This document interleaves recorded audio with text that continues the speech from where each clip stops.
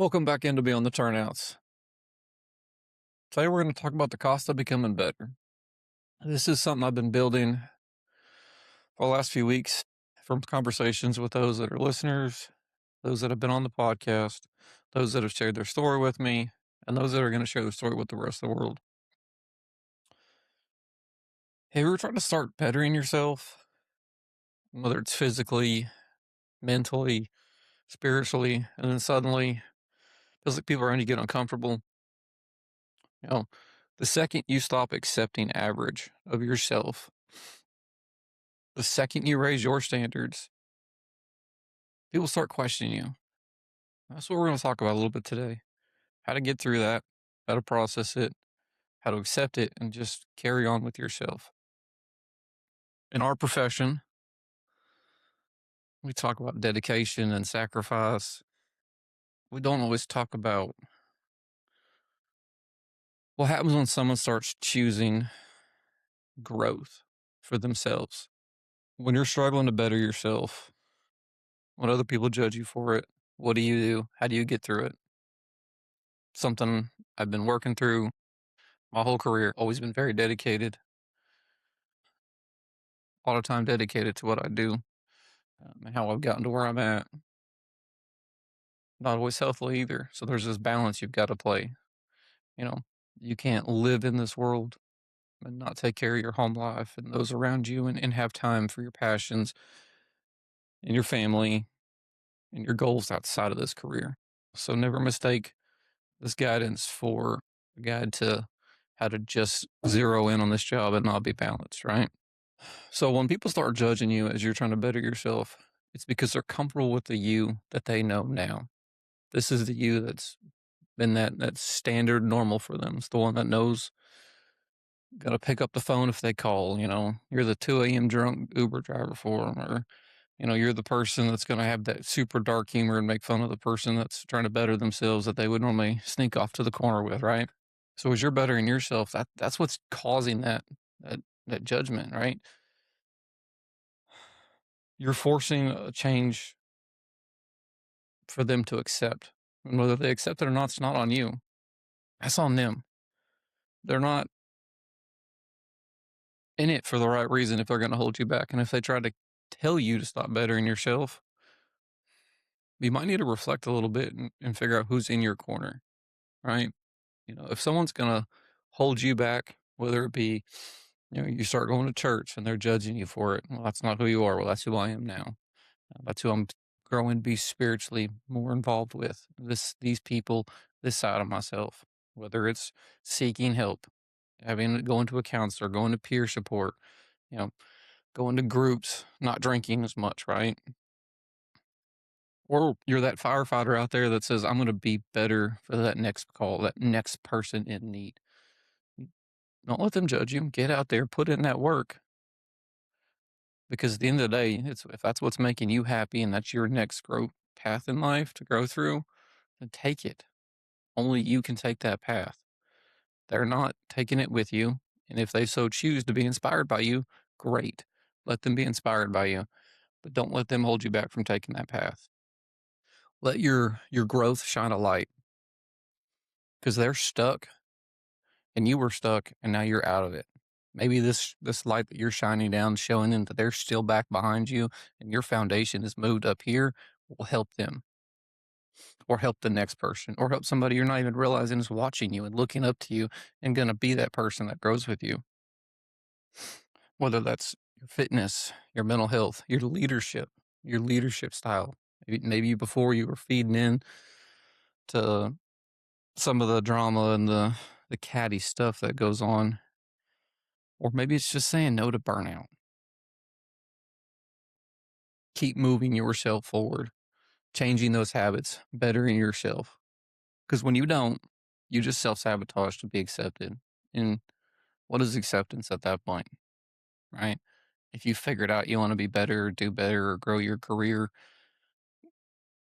is being accepted by that person or that group really that important? Are they really who you should surround yourself with? And if you can't answer that, maybe you need to take some time and sit back and reflect on that, because the people you surround yourself with can make you a better person or keep you where you're at. And me personally, I'm always going to surround myself and dedicate my time to people that are going to better me, challenge me, and grow and change with me. Because if I'm going back to the bad habits, I know what that leads. I know who that person was. And that's not the person of yesterday that I care to be. I want future me to look back on me now and say, hey, he worked through that. I'm here now because of that decision right there. There's going to be a lot of opinions, a lot of talk. You know, unfortunately, we're in a judgmental society. We got this trend that's been going around. We listen and we don't judge, right? Every time I hear people throw it around, it's comical because very, very often we judge before we even understand what the person's doing or going through or why they're in that position. You know, we're judging the book by the cover every day, all the time. Whether that's, you know, a societal thing, a cultural thing, whatever you want to call it, don't let those book cover judgers hold you back. Because that future version doesn't care about the crowd you're around now being comfortable with who you are. It cares about what's time that you're putting in to make you better. You know, stop staying up with your partner just because it's what they've done and they're burnt out till 3 a.m. when you're on the truck. Get back, get some rest, be ready for the next call. You don't know if it's coming in 10 minutes or if it's in 6 hours. Maximize that time. Be focused in on what's best for you, not what could happen. Yeah, you could get a call in 10 minutes. You could get one in 6 hours, 12 hours, whatever. But if you're on that 48, having that mindset of capitalizing on every moment, get in, get your truck checked, you know, get all your things done so you can, you know, focus on ensuring you're not sleep deprived. Maybe you are going to run all night. Maybe you need to get some nap time in during the day. Maybe you're that person that's always picking up overtime. Find a balance with it. Look at how your finances, if you're doing it for finances, you know, balance that out so that way you can have a better balance of recovery time. Because it has been statistically proven that you need so many hours away from this work to have your cortisol reset. Otherwise, you're going to develop heart conditions, faster burnout. Mental health concerns become even higher statistically for you. You get bad coping habits. Now you're that person that's taking this new person that's 6 months in, that's bright-eyed and bushy-tailed, and you're, you know, rapidly degrading the first part, the happiest part of this career for them, something that they're joyful for. Have your standards, have them realistic. Set realistic goals for yourself, guys. Whether that's starting with, you know, maybe working out once a week, and then as you get that routine, if it's every Wednesday, no matter if you're on shift or not, you hit that mark. Do that for 30 days. All right, now I'm going to add 3 days a week, right? I'm going to stop eating at, say, 10 o'clock at night because I know it's bad for me. It's keeping me from getting the good rest when I need it. Setting boundaries with the people that are holding you back. You know, you can still have them as friends, but set limits.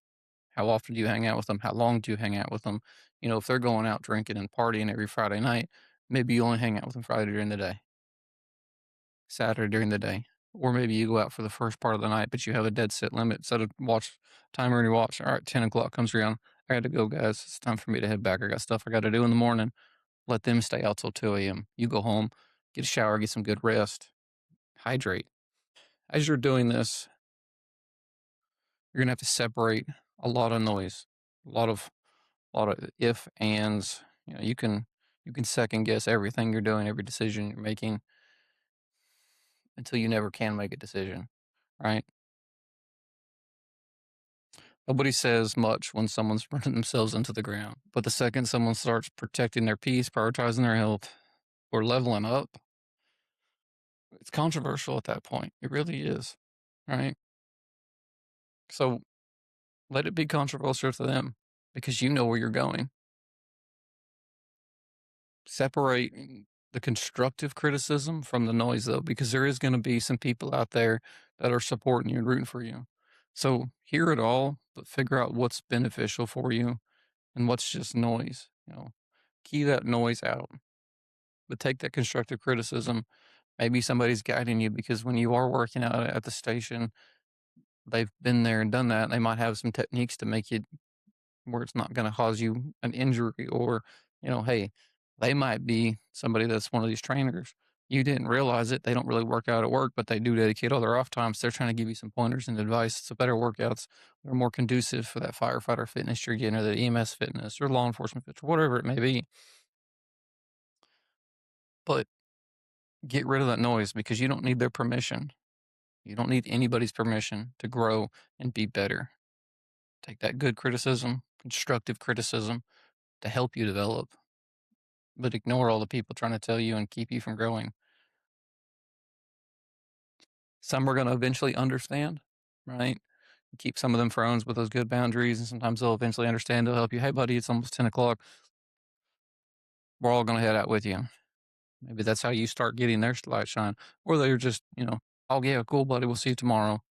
Some may never understand. They may always try to peer pressure you and bring you back down. But you just have to set those boundaries, hold those boundaries, and continue driving forward, right? It's not going to be easy. Nothing good is ever easy. An easy road is not a road I would ever choose to take, right? You see it all the time. People choose the easy path trying to go after fame and money and, quick success. But if you take a sit, review successful people, none of them, and I mean people that have worked for it, they've always had to put in the work, put in the time. We see often all these rich people out there, and we see the moment of when they hit the news, or and you see the guy with the flashy car. You don't see all the work he put in for the last 5 years, getting himself out of debt, saving money, have that nice house, have that nice car, have all these great things. You're just seeing the success side of it because you weren't paying attention to his journey when he wasn't flashy. He wasn't there. You're in that non-flashy stage. Keep your head down and work through it because it sucks now. It's uncomfortable. There's going to be a lot of discomfort as you talk to people and grow through this. And a lot of times where you might be doing it on your own, right? As you get healthy, do better and are better, you're going to be standing alone, and you might bring people with you. You might meet new people along the way that stand with you. There's going to be a lot of time when you first start this path, it's uncomfortable, but as it gets easier, you'll start looking back and realizing I've gone past that, and it will get easier. Those times will come, right? It's going to feel awkward. You know, when I first started working out again, it was awkward my first month at the gym.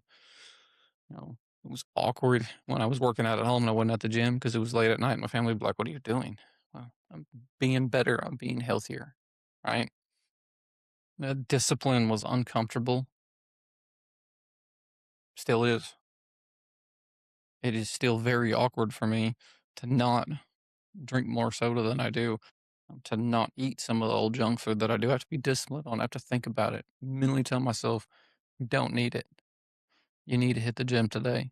Fit that in somewhere in your schedule, right? Growth is the same way that training's uncomfortable. It's going to start off hard, but you don't become stronger by avoiding resistance. Putting that extra weight on, feeling that burn, and feeling the burn and the soreness for 2 or 3 days after, still continuing to go back and work that next muscle group and having that routine is all part of growth. Without it, you're never going to move forward. So I'm going to leave y'all with this. Make every decision that you make on the person you want to be tomorrow, next week, next year, 5 years. Put that plan together. Not who everyone else is trying to hold you to be, but who you want to see yourself be. Those of you that have been here a while, those of you that are just now here, just know beyond what you guys reach out, I see the work you're putting in. Keep it going, guys. It's amazing to see. I love hearing the stories. I love hearing the progress, and I can't wait to share more people's stories with you and continue on this growth with you. Seasons are evolving, and we're making progress. Look forward to seeing you on the next one.